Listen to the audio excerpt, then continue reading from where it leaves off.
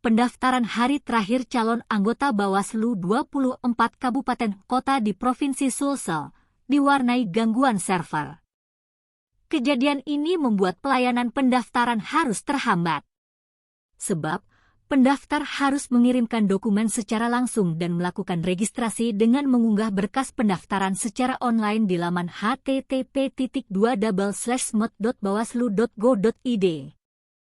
Ketua Timsel Bawaslu Sulsel Zona 3, Profesor Arijani menjelaskan, ketika situs pendaftaran dibuka, muncul tulisan 403 forbidden.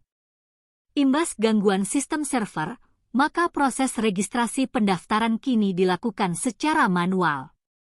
Walaupun mengalami kendala, ratusan pendaftar tetap antusias menunggu berjam-jam di sekretariat Timsel yang beralamat di Hotel Horizon. Bahkan, pantauan Tribun Timur sejak pukul 12 hingga pukul 16 WITA, para calon pendaftar menumpuk di depan ruang registrasi. Sebagian pula berdesak-desakan di ruang pelayanan pendaftaran. Profesor Arijani mengungkap, server mengalami gangguan lantaran beberapa pendaftaran calon Bawaslu daerah di provinsi lain sedang berlangsung. Hampir di seluruh Indonesia menggunakan website pendaftaran ini.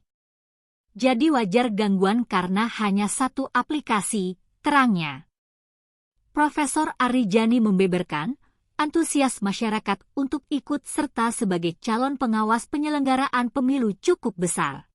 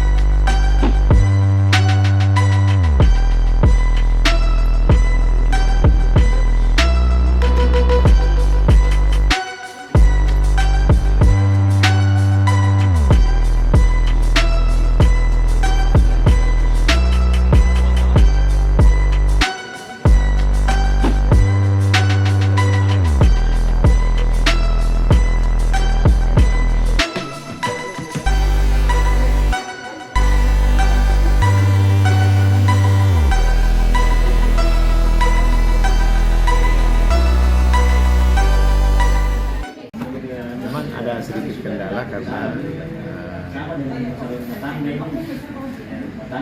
akses internet, mungkin peserta itu memiliki kesulitan dalam akses internet, atau server dipusat karena seluruh Indonesia ini mengakses diakses dalam waktu yang bersamaan, jadi bisa saja servernya kadang-kadang down.